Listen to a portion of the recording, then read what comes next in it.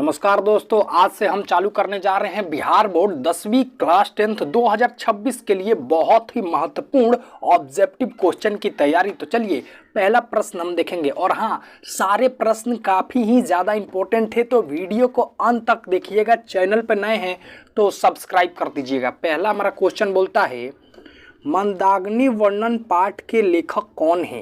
तो ये ऑप्शन है हमारा तुलसीदास, बी ऑप्शन है व्यास, सी ऑप्शन है महर्षि वाल्मीकि, डी ऑप्शन है कालिदास। तो ये सारे प्रश्न काफ़ी ही ज़्यादा इंपॉर्टेंट है, तो आपको बताना है मंदाकिनी वर्णन पाठ के लेखक कौन है। तो आपको याद रख लेना है मंदाकिनी वर्णन पाठ के लेखक महर्षि वाल्मीकि हैं। तो जो हमारा सी ऑप्शन होगा वो बिल्कुल ही सही हो जाएगा। आइए देखते हैं दूसरे प्रश्न को। दूसरा प्रश्न क्या है? ये सारे प्रश्न आपके बोर्ड एग्जाम में आ चुके हैं, तो आप अगर अभी से ही अपना तैयारी चालू कर देंगे और हमारा चैनल सब्सक्राइब कर दीजिएगा, यहाँ पे रेगुलर आपको ऑब्जेक्टिव की तैयारी कराई जाएगी। ओके, तो चैनल को सब्सक्राइब कर दीजिएगा जिससे आपका ऑब्जेक्टिव स्ट्रॉन्ग हो सके।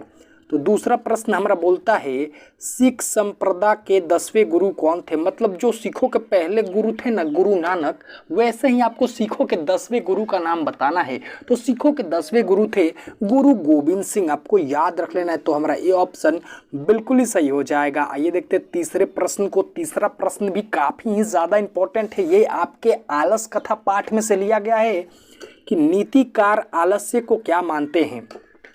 जो नीतिकार हैं वो आलस को क्या मानते हैं? ऑप्शन है गुण, बी ऑप्शन है शत्रु, सी ऑप्शन है मित्र, डी ऑप्शन है धर्म।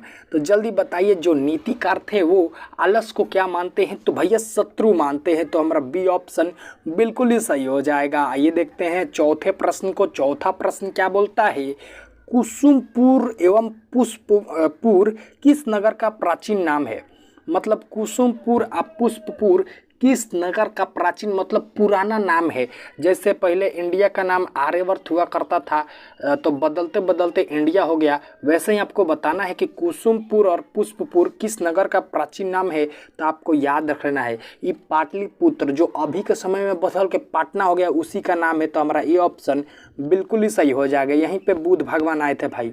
देखिए, स्वामी दयानंद ने किस ग्रंथ की रचना की? जल्दी बताइए, जो स्वामी दयानंद है ये किस ग्रंथ की रचना किए थे? जैसे वाल्मीकि जी रामायण की रचना की है, वैसे ही आपको बताना है कि स्वामी दयानंद ने किस ग्रंथ की रचना की। तो ये भैया सत्यार्थ प्रकाश की रचना की। तो जो हमारा ये ऑप्शन होगा वो बिल्कुल ही सही हो जाएगा। ये देखते हैं छठवें प्रश्न को। छठवां प्रश्न भी काफ़ी ही ज़्यादा इंपॉर्टेंट है, आपसे पूछ रहा है कि पुराण कितने हैं?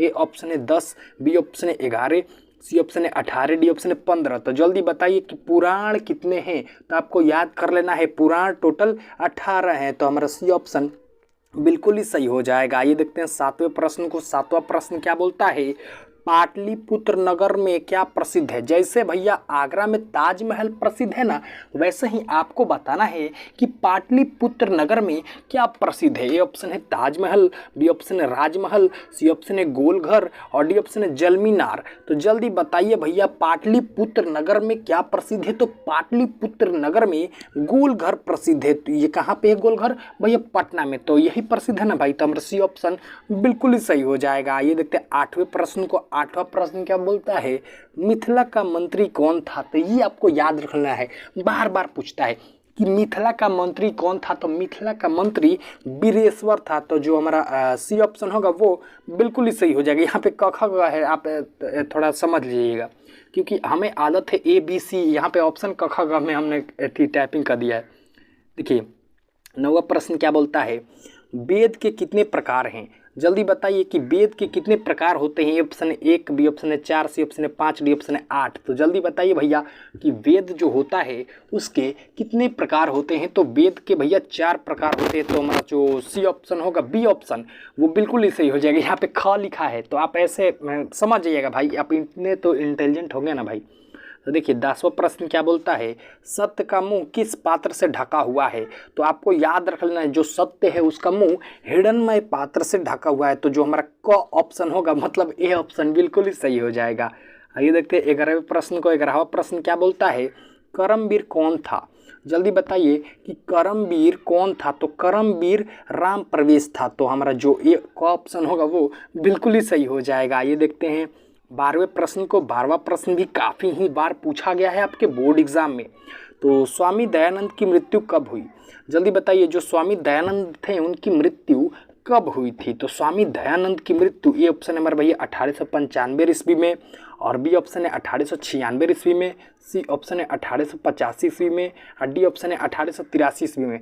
तो आपको याद कर लेना है कि जो स्वामी दयानंद थे उनकी मृत्यु 1883 ईस्वी में हुई थी। तो हमारा जो घ ऑप्शन होगा मतलब डी ऑप्शन बिल्कुल ही सही हो जाएगा। ये देखते 13वें प्रश्न को। 13वां प्रश्न क्या बोलता है?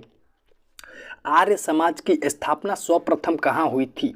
तो ये ऑप्शन है दिल्ली में, बी ऑप्शन है कोलकाता में, सी ऑप्शन है मुंबई में, और डी ऑप्शन है हैदराबाद में। यहाँ पे थोड़ा टाइपिंग मिस्टेक है, मुंबई में। हाँ, तो जल्दी बताइए आर्य समाज की स्थापना कहाँ पर हुई थी? तो आर्य समाज की स्थापना बम्बई में हुई थी, जो आज मुंबई बोला जाता है। तो हमारा सी ऑप्शन बिल्कुल ही सही हो जाएगा। ये देखते हैं कालिदास की रचना कौन सी है? ए ऑप्शन है रामायण, बी ऑप्शन है हर्षित रचित, सी ऑप्शन है रघुवंश, डी ऑप्शन है गीता गोविंद। तो जल्दी बताइए कि कालिदास की रचना कौन सी है? तो कालिदास की जो रचना है वो रघुवंशम है। तो जो हमारा ग ऑप्शन होगा वो बिल्कुल ही सही हो जाएगा। ये देखते हैं 16वें प्रश्न को। 16वां प्रश्न क्या बोलता है? किसको धन देना चाहिए? जल्दी बताइए कि किसको धन देना चाहिए? ये ऑप्शन है दरिद्र को, बी ऑप्शन है राजा को, सी ऑप्शन है धनवान को, डी ऑप्शन है विद्वान को। तो जल्दी बताइए किसको धन देना चाहिए? तो भैया धन दरिद्र को देना चाहिए, मतलब जो गरीब हो, असहाय हो, उसको। तो हमारा क ऑप्शन बिल्कुल ही सही हो जाएगा। ये देखते हैं 17वें प्रश्न को। 17वां प्रश्न क्या बोलता है? बूढ़े बाघ के हाथ में क्या था? ए ऑप्शन है सोने के कंगन, बी ऑप्शन है चांदी का कंगन, सी ऑप्शन है तांबे का कंगन, डी ऑप्शन है लकड़ी का कंगन।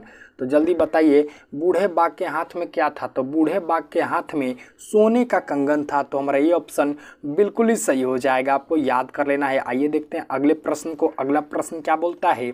कालिदास ने किस नदी का वर्णन किया है? ऑप्शन है गंगा का, बी ऑप्शन है मंदाकिनी का, सी ऑप्शन है यमुना का, डी ऑप्शन है गोदावरी का। तो जल्दी बताइए कालिदास ने किस नदी का वर्णन किया है? तो कालिदास ने, आपको याद कर लेना है कि मंदाकिनी नदी का वर्णन किया है। तो जो हमारा बी ऑप्शन होगा, ख ऑप्शन होगा, वो बिल्कुल ही सही हो जाएगा। ये देखते हैं अगले प्रश्न को। अगला प्रश्न क्या बोलता है? विनय को कौन मारता है?